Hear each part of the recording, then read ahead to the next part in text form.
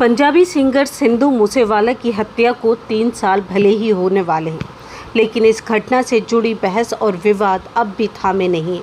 इसी बीच उनकी मां चरण कौर ने सोशल मीडिया पर एक पोस्ट साझा की, जिसमें फिर से सुर्खियां बटोरी हैं।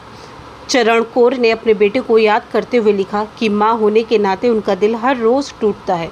उन्होंने बताया कि सिद्धू के दूर रहने और उनके खो जाने के बाद उनकी हर खुशी और ख्वाहिश खत्म हो गई। उन्होंने ये भी कहा कि अब केवल यही हिम्मत बची है कि जो लोग उनके बेटे को चाहते हैं, उनके दिलों में उसकी जगह प्यार और सम्मान हमेशा बना रहे। मूसेवाले की मां चरण कौर ने कहा, हमारी ज़िंदगी तुम्हारे बिना अधूरी है। हमारा मकसद था कि तुम्हारी आवाज़ तुम्हारे चाहने वालों के बीच गूंजती रहे, ताकि उन्हें तुम्हारी कमी महसूस न हो, लेकिन किस्मत ने ऐसा नहीं होने दिया। आज हमें तुम्हारी मेहनत और सफलता का जवाब तुम्हारी गैर मौजूदगी में देना पड़ रहा है। आज मुझे अपना वो पुराना घर याद आ रहा है। जब तुम छोटे थे, तुम मुझसे बातें करते थे कि बड़े होकर क्या बनोगे, और देखो बेटा, जब तुम कामयाब हुए तो हमारे दुश्मन तुम्हारी जगह की चिंता करने लगे। सिद्धू मूसेवाला की हत्या के बाद से पंजाब और देश भर में उनके चाहने वाले लगातार न्याय की मांग कर रहे हैं।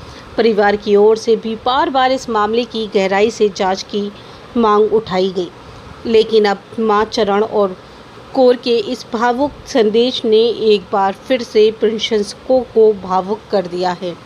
29 मई 2020 को मानसा के जवाहर के गांव के पास सिद्धू मूसेवाला की दिनदहाड़े गोलियों से हत्या कर दी गई थी। वारदात में 30 से अधिक गोलियां चलाई गई थीं। इस घटना ने पूरे देश को हिलाकर रख दिया था।